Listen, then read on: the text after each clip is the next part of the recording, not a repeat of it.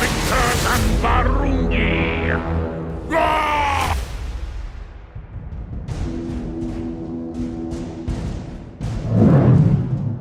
Astragoth. No, he's not a spacefaring metalhead, he's a mecha-wearing, magic-wielding, limb-petrified High Priest of Hashut, and he's on a mission to prove his best sorcering days aren't yet behind him. Chaos Dwarfs, what a lovely pair of words. You'll be pleased to know our angry little Chaos friends have a nice variety of ranged, melee, cavalry, and artillery units, as well as enough cannon fodder to make the greenest of Skavens salivate. Orc and Goblin labourers offer an inexpensive front line that can be used to distract your enemy's army and control the flow of the battlefield. We'll use them in our approach to soak up arrows and conceal the units we actually care about. Meanwhile, Astragoth and our Centaur boys are going to loop around the back and harass their archers. Yep, you heard that right, Astragoth's legs are as swift as they are utterly terrifying. We've sent our blunderbusses to flank the bulk of the orcs, and the result is a similar consistency to mushy peas. All that's left now is for Ironhand to do his thing.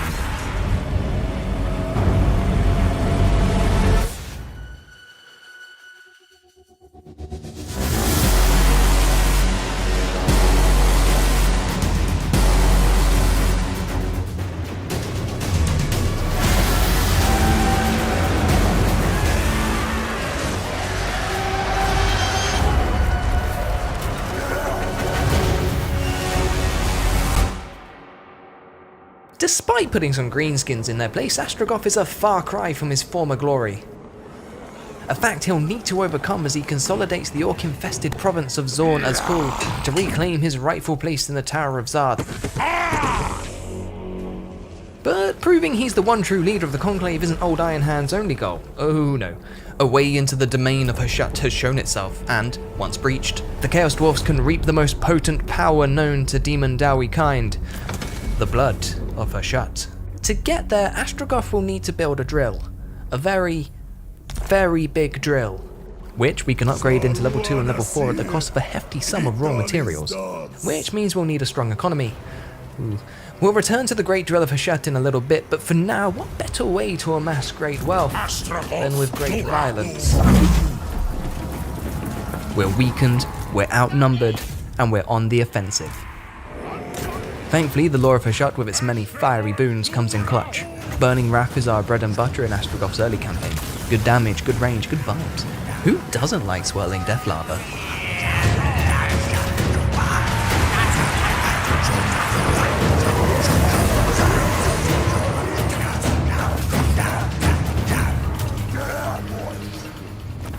To the victor go the spoils. Another hard-won piece of the puzzle. Unlike every other faction in the world, Chaos Dwarfs know the value of hard work, the worth of a sweaty brow and calloused palms. That's why Chaos Dwarfs don't build any old settlements, no. They build outposts, factories and towers, all tools of the unrelenting machine of industry. Outposts are needed to mine raw materials, factories turn those raw materials into ornaments and gold, and towers are our sprawling province capitals. But what do we build? Well, there's a lot of factors to take into consideration, and before we get there, let's rewind a little bit and take a deeper look at our economy. That's right, hold on to your seatbelt, I said economy. Chaos Dwarfs are industrious little fellas, and that's reflected in the way we'll manage our budding empire's resources. Behold, our new major currencies. Treasury, raw materials, ornaments, and labour. And then there's Conclave influence, but we'll come back to that later. Treasury needs no explanation, it's shiny, it's heavy, we love it. Raw materials does what it says on the tin, needed for certain buildings and technologies, and can be converted into ornaments or gold in specific factory buildings. Our primary source of raw materials is from outpost strip mines, but we can also trade with it using military convoys, which unlock at turn 5. Armaments. Primarily gained through factory assembly lines, armaments are used in the construction of advanced military buildings and some technologies. As with raw materials, we can trade armaments on military convoy expeditions for other goods. Labour, because all those tasty minerals aren't going to mine themselves. Labour directly affects the output of our raw materials. More strip mines requires more labour, and a dwindling workforce produces fewer raw materials. So keeping your control in check is advised.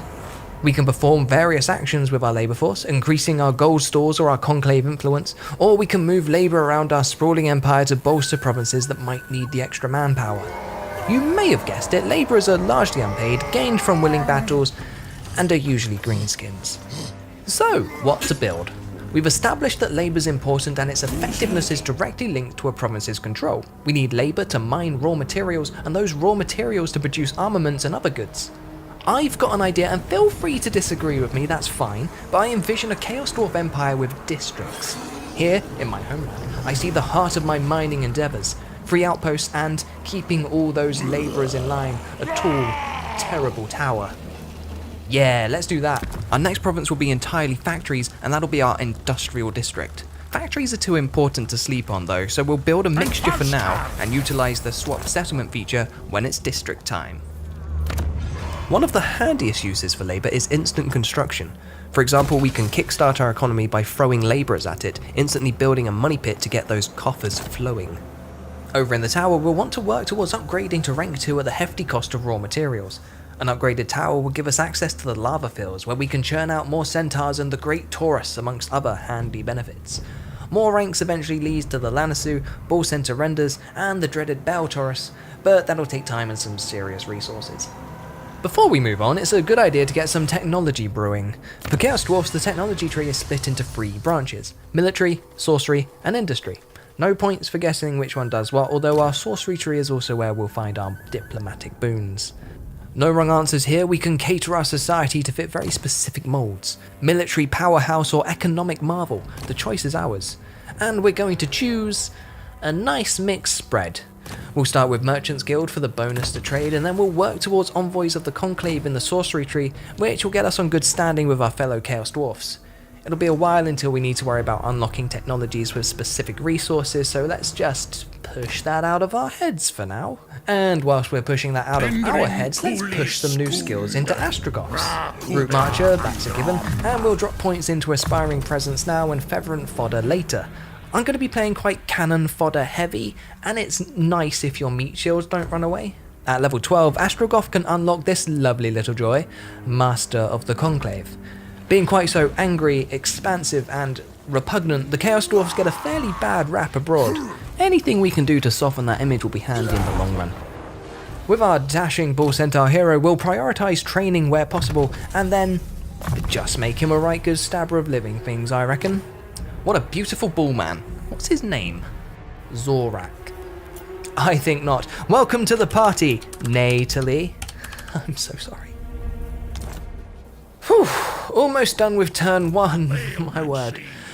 We'll just recruit some sneaky gobbos, another unit of Chaos Dwarf warriors, and some more cannon fodder, labourers. Then it's all aboard the Chaos Dwarf Express to Murderville. Choo choo. Dang, greenskins are holed up on some prime real estate. We'll spread our attackers, as is only correct and proper, to assault on 4 fronts. I know, full frontal charges with cavalry are frowned upon, but I can take them. Especially with a little help from the laws of a shut and fire.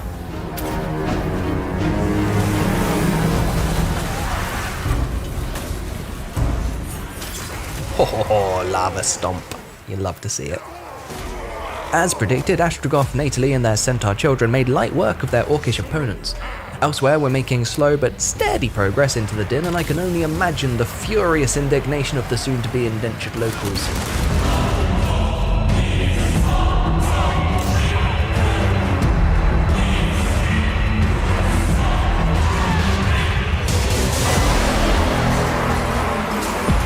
With one entrance breached, we're free to sow chaotic seas with our cavalry.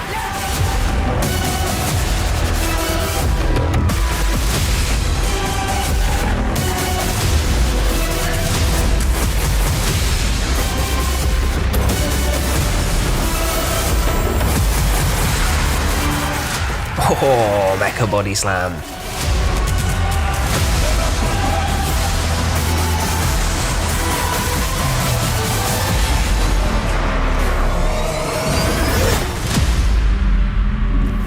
Zorna's Call is once again united, and Astragoth's quest to re-establish his dominance within the Tower of Zar can begin in earnest.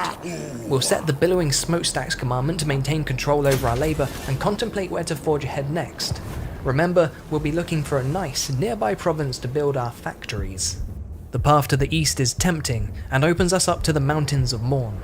though the ogres are not a force to be taken lightly. Either way, the Saberskins are less than friendly. War will sing in the mountains eventually. Tantalizingly close, the High Pass is our most obvious choice, and though these crumbling ruins may appear abandoned, they hum with the scratching machinations of Skaven. Though is not as immediate a threat, the vampires and the orcs of the World Edge Mountain hold no love for us and would stand fast in the face of our expansive ambitions. But not all our neighbours want us dead, and indeed our fellow Chaos Dwarfs also call these lands home. We would be wise to foster a strong relationship with our kind, for in a world that hates our very existence, they are our truest hope for an ally. You know what, let's just stomp on some rats.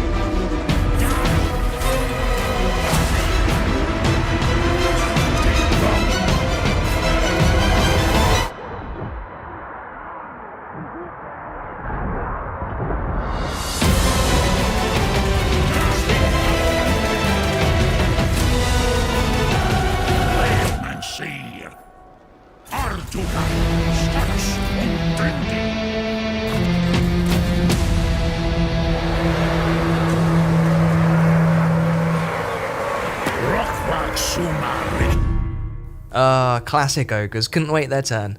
No matter what direction we started in, we were always going to end up in a situation like this. At least our tower will act as a barrier between the ogres and the rest of our settlements. It's got a strong garrison, so we should be alright for now. If things start looking hairy, we can recruit an emergency lord and hope for the best. Impulsive. That's what I like my leaders to be. Anyway, we've only gone and collected a fair few influence points. Let's say we crack open the Tower of Zar and see what's inside. Okay, alright, I see how it is. 2 seats already taken. I guess that's what I get for savouring my rat stomping.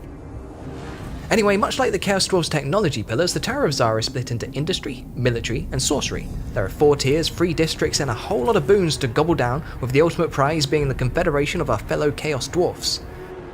To unlock the next tier, 2 full districts must be completed in the previous tier. Thanks to my like-minded kin, we're well on our way to achieving those ends. Not gonna lie, I did want the Machinator seat for the bonus to raw materials. We could dethrone them, we have the influence to do so, but we're still trying to play nice at the moment, so probably not the best of ideas. I'm a little miffed, but we'll park our bum on the blacksmith seat for now. Extra ornaments is nothing to sniff at, and by any means seats aren't permanent. We'll have another shot eventually. Or we'll build an economy so vast every seat is dwarfed beneath our all-encompassing buttocks. Politics. Unfortunately, we're not quite secure enough in our economy to easily swallow the cost of sending a convoy out just yet. Not whilst we're waging 2 wars, anyway. You know what, the convoy will have to wait. Back to squashing rats.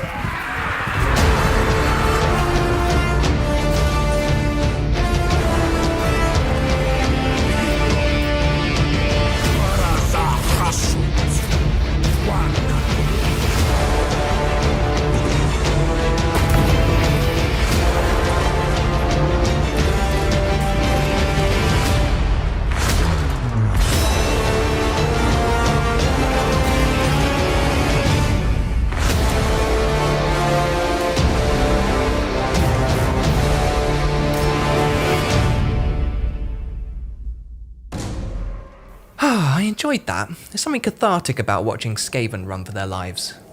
Right then, the High Pass is now our industrial district. We're not accepting labour here, instead funneling it all into our mining district, which we've now converted into entirely outposts. I've opted not to build a tower in Karag Blag. I'll use them more on my frontiers to hold our borders firm, much like our capital's been doing with the ogres, which is good because they're not friendly. Thanks to the Tower of Tsar and our Master of the Conclave talent, we're making diplomatic headway with our fellow Chaos Dwarfs.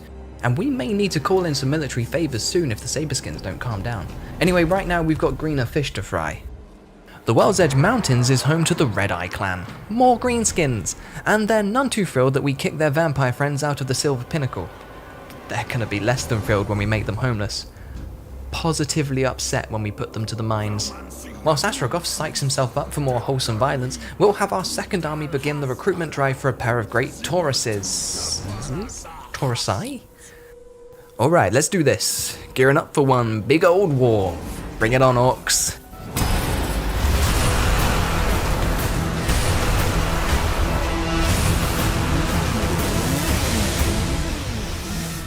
Oh, okay.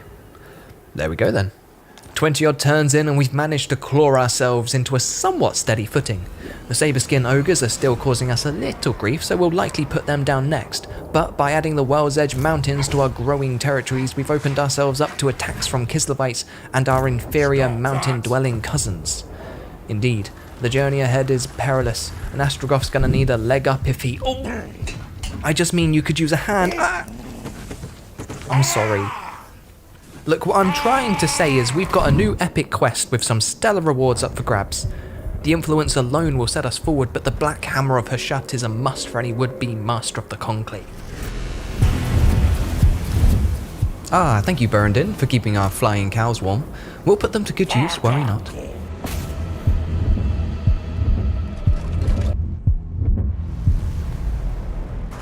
Okay, here's the deal. We've got a derailed train and a very important payload to deliver. Our task: ensure the payload arrives at the victory point unscathed. Grabby goblins and opportunist orcs will use this narrow valley to their advantage, meaning we must be vigilant. That's right, kids. It's an escort quest.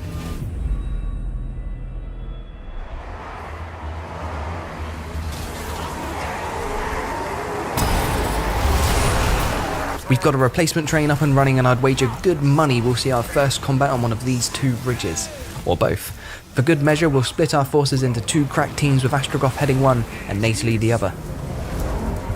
Ooh, there they are. We'll set our great Taurus on their archers and take the rest head on.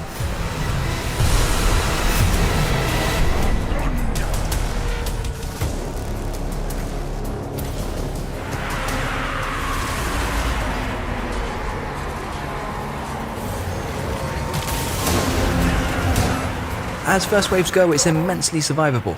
Bit of flanking, bit of magic, bit of vigorous stabbing, and they're running for the hills. As Astragoth's team continues to the next ramp, on the other side of the valley, Nathalie's got a big old spider to squash. Rather them than me.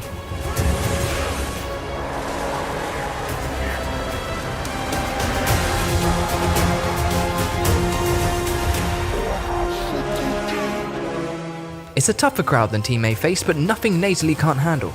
Meanwhile, more greenskins are pouring into the valley and Astragoth's keen to meet them.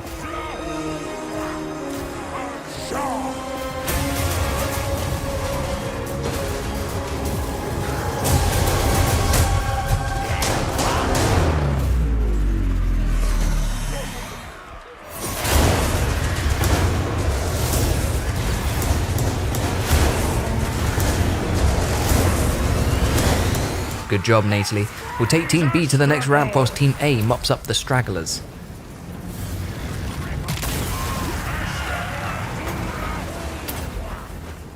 Oh, I think the Great Taurus might be my new favourite unit. Look at it go! So beautiful, so graceful, so moo.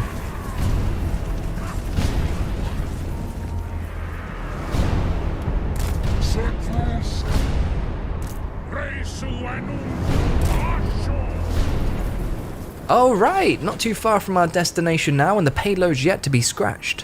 Whatever comes next weekend, oh, the bars are coming in. I should shut up, enjoy the film.